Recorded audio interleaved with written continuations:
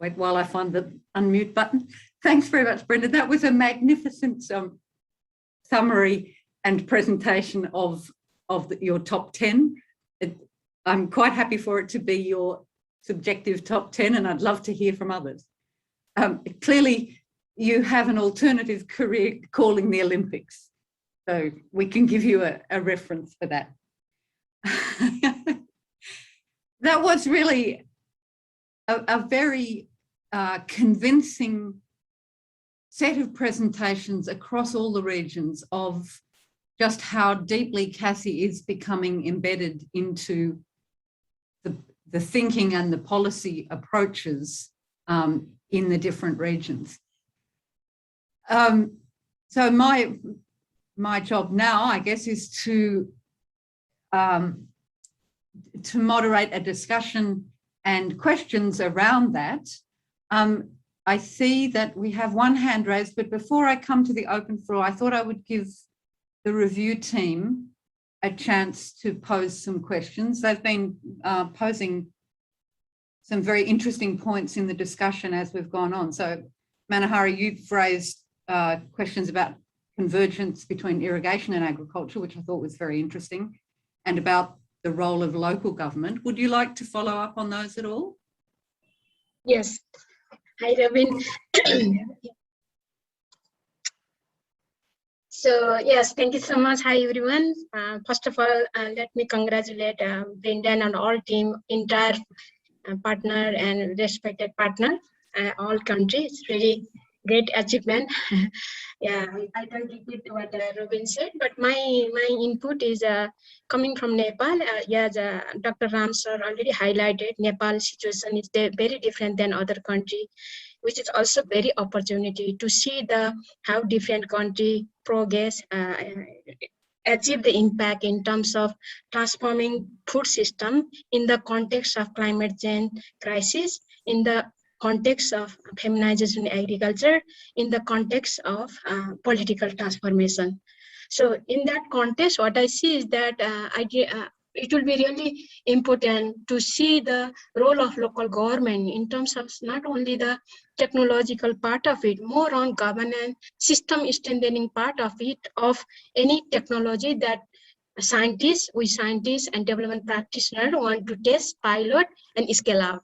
So institutionally, three government, as I see, there's some sort of role for local government in West Bengal and Bihar is more on information dissemination. It just started because we may not consider this local government, bringing local government at the front line of the stakeholder in the thinking. In future, this has to be very much focused, I think.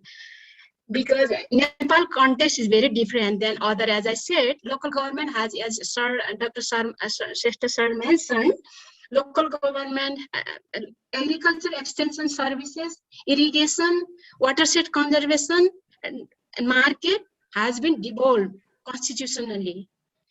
Although there is a 3 tiers of government, but role of local government is huge. But as our presenting lesson learned from Nepal clearly reflect that there is a gap in terms of policy, in terms of standard, in terms of even understanding CACI. So I see this is great potential.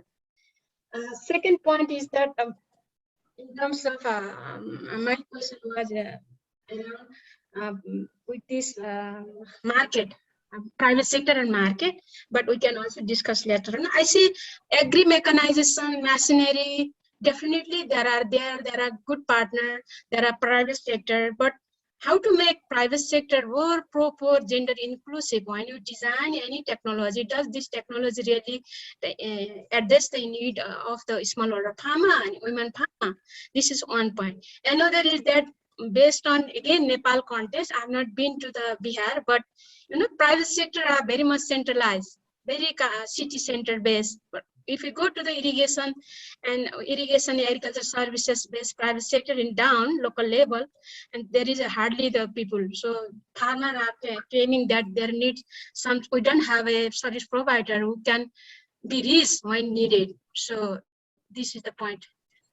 And then food energy naksas, I can discuss later, but what I observe is that in our agro input package, definitely is an aggregated package, but still I see the irrigation, energy, water naksas very important, because energy, when you talk of the energy, I mean here is the climate resilient energy technology, such as solar irrigation, although this project is not much only the technology irrigation, but part of irrigation technology. But look at the scenario of climate change, look at the drudgery, and also feminizes agriculture.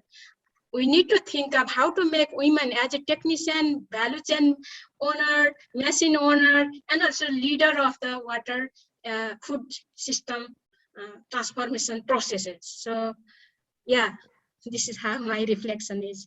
Thanks very much for that, Manohara. Rather than going to the team for a response, I might go to the other two reviewers first and then come back for a collective response. So Dr. Hamid, I see you're there poised, ready to go. You raised an interesting point about the relative uptake in different areas. Would you like to follow on? Yeah, thank you very much. Thank you very much. I also like to thank Dr. Brendan again for his excellent presentation and summarization. I think it's clear that this 10-point gives a clear picture of the entire project. The project is basically for the generation of technology, then testing and validation of technologies, and also uptake. The third phase is basically for the uptake or adoption of the technology. My point was that the technology adoption differs in among the regions as well as within the region. For example, Rajshahi and Rangpur, if we compare. Similarly, West Bengal and Bihar, if we compare, if we understand the presentation and the documents correctly, then there are differences. I was not sure until yesterday how West Bengal is progressing, or what is the position of West Bengal. Today, I am clear that my assessment is that the becoming champion, I would suggest that becoming champion of West Bengal in implementing Kasi technology is perhaps the major responsibility of the government policy and government motivation.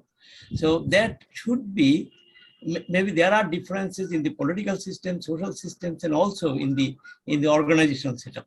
But I think that thing is not very much highlighted, or somehow it couldn't be done in Bangladesh and also in Nepal. That is perhaps the major reasons of differential adoption in the regions and inter-regional differences. The number one. The second thing, I believe the project had the experimental results and also publications, but it has not been adequately highlighted, is the climate change aspect. Conservation agriculture is an important tool for combating or adopting climate change issues. So maybe it's too early for the farmers, but it should be time for understanding the policymakers and the governments that the climate change is bringing a devastating effect on our agriculture and the livelihoods, particularly in the coastal regions. So what I believe that this climate change, there are some experimental evidences that the GHG emission is reduced, energy is saved, then labor, of course, that is an important issue in agriculture, both in Bangladesh and Nepal. I don't know about Nepal, also in India. So if we can provide machinery, there will be a lot of success in adoption of the technology. But problem is that how the small farmers can gain the access of machinery. Is it the availability of machinery itself, or there are some other factors? The project has documented and had a lot of surveys, and I think it's a uniqueness. It's a novelty, as Dr. Brendan claimed. It's true that there are some unique analyses that could definitely help us understanding the socioeconomic and the socio-ecological or political factors also that hindered or enhanced adoption of technologies. Then I think one particular case I want to mention that my understanding, I might be wrong, my understanding is that the Department of Agriculture Extension is less involved in taking this case forward. Because even today, I don't see any of the representative from the Department of Agriculture, but eventually, when we take it as a program nationally, and if we can mainstream this program nationally, in that case, Department of Agriculture should take the lead. So I don't know why the Agriculture Department is left or somehow escaped. I'm not blaming anyone, but somehow there is a mismatch in getting those people together. I acknowledge that there have been tremendous efforts in bringing many organizations, both private and public sector organization, into the fold. So I congratulate everyone. It's not my criticism, some of my feelings, and also to learn more about the problems and constraints that the implementers faced. And also we must look forward how to go ahead with this program. Thank you very much. Thanks very much for those reflections, Dr. Hamid. Dr. Ranjita, would you like to give us some thoughts or some questions? You raised some interesting points about labour displacement and alternative livelihoods. Would you like to follow up on those? Thanks, Robyn. And first of all, congratulations to Brendan, the whole project team. Excellent set of presentations again and great achievements. I'll just focus, I mean, my colleagues have asked most of the questions and some of mine were in the chat. I'll just focus on a couple of questions focused on impact and the policy side of things. Policy engagement. So, I mean, sort of building on what Professor Hamid said, the conservation agriculture is also all about, helping build resilience to climate change. So when we are looking at the impact, or we are looking at adoption in quite a detailed manner, which is fantastic, looking at some of the impacts, but is there an effort to try and look at whether we are able to, or these technologies are able to reduce the vulnerabilities of these farming households and individual farmers, men and women, in these places where we are working? And then the other thing I'm very curious about is about, what we have learned about policy engagement. We've learned, I mean, some of that from this excellent presentation from West Bengal, about the process itself. It's not just what policy, but then, engagement with the agricultural advisor, to the CM field visits by him and the district magistrate. We've heard about policy briefs, field workshops in Rangpur. So my question is, what have we learned about how to engage policymakers to influence policy and policy changes? How do we identify those policy windows or opportunities in the different contexts, recognizing that the contexts, political, social, are different, and how we engage these people could also be quite different? What kind of evidence are they responding to? Is it enough just to say, hey, if we did this, the yield is going to increase so much and the income might increase so much? Is that enough? And how are we communicating this evidence? Are face-to-face meetings more effective than any other form of engagement? So I think it would be useful to reflect on those a little bit, and then how do we do this if we want to go beyond these project sites or beyond these project state and try and do something similar elsewhere? Thank you. Thanks very much. Rather than go, because I can see we're very short of time, rather than go back to the project team immediately, there are 3 people with their hands raised. Tapame Da has had a hand raised for a long time, so you get first question. Please go ahead. Thank you, Robyn. Actually, I would like to highlight a few points on Ranjita's query, that what are the contextual factors actually triggered the autonomous adoption of rice transplanter in Malda. First of all, in Malda, actually, system is a rice cropping system. So there is a larger scope to extend the this technology in Boro season, and the farmers in Boro season had substantial adoption of rice transplanter. Number two, in the mid of the project, actually we took a very hard decision. The project team from Malda, we took a very hard decision, including the government officials and the service provider, just to converge the flagship program in a particular village or locality only one time for showcasing the benefit of the technology, and not to repeat such programs year and again in that particular locality, so that the autonomous adoption may be high. And last and most important point is that you know that in the mid of the project in 2016, the government of India suddenly announced wheat holiday in few districts of West Bengal, including Malda, due to the spreading of wheat blast disease in neighboring Bangladesh. And the wheat is the second largest occupied crop in terms of coverage in Malda, and it is very easy to adopt wheat under CA. So we have faced a big challenge how to outscale the CASI technology to other crops, and we have concentrated only on maize for zero seed drill, so that the adoption under zero seed drill is slight lower in Malda.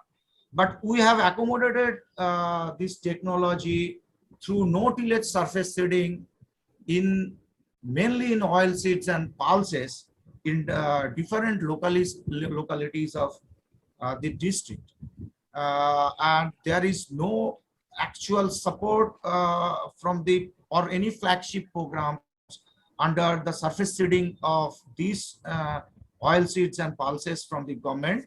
And this is a complete autonomous adoption by the farmers, which triggered by the project people.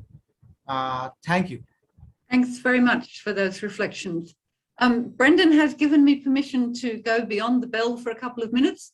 So we've got 3 more questions. I would ask Farid and then Dr. Ramdat and then Kuhu, just for a very brief question or reflection from each. So Farid first.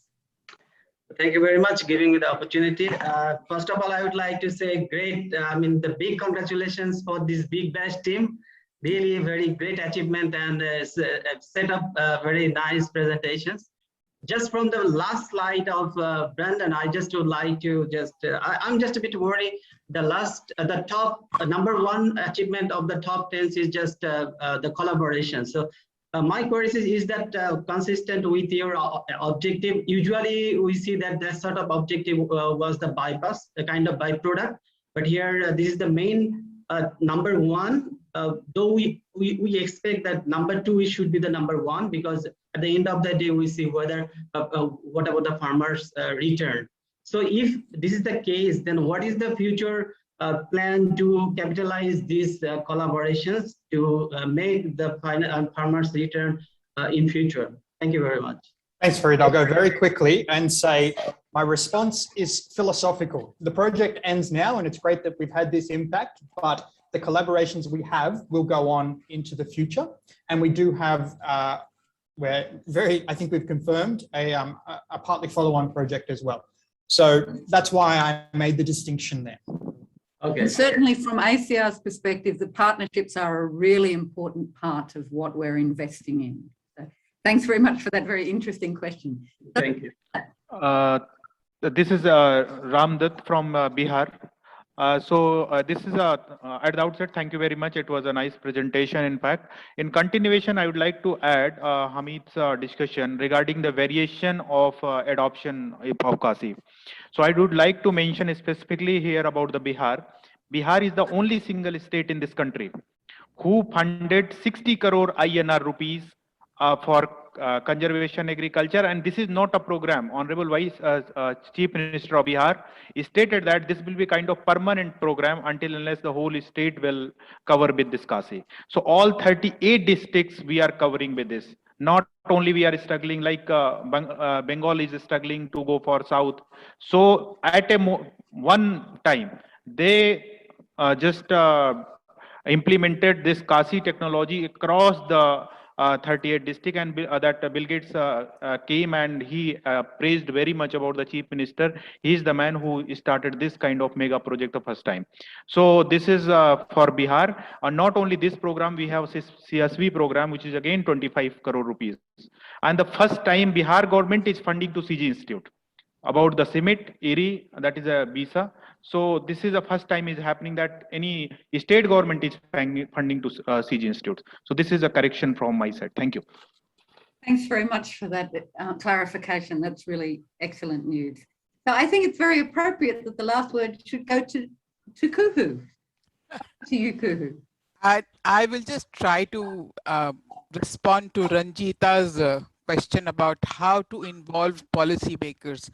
See, for the policymakers, the farmers are a very large constituent. They are the vote banks. So when they get to the field and talk to the farmers and hear their views, that is the most convincing act. From our experience in West Bengal, we saw that they got down there, talked to female farmers, male farmers, and it's not just the policy briefs that they also want to see. Thank you. Thanks very much, Kuhu. Well, Brendan, that's a very rich assortment of reflections and questions for the team. Would you like to respond in some way? I will hand back to you to respond and take us to the next session. Thank you very much, Robyn, for facilitating that, and thank you to all the presenters as well. Another great session, and that makes us 5 of 6 at the moment. Probably due to time, I won't directly reply to anything, but say we've taken everything down on notice and we'll get back with some more complete answers.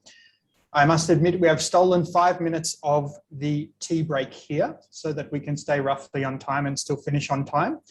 Please use the next 10 minutes to get a cup of tea and whatnot, but also if there's anybody you see that's not on the call that's been part of SRFSI, just encourage them to connect, because the next session is really about, it's more open. We've got the reviewers asking some questions, and then we have a completely open forum for everything that you think about SRFSI, and it's a longer discussion. So please encourage everybody that's been part of SRFSI to join that. But for now, we'll see you in about 10 minutes. Thank you, everybody.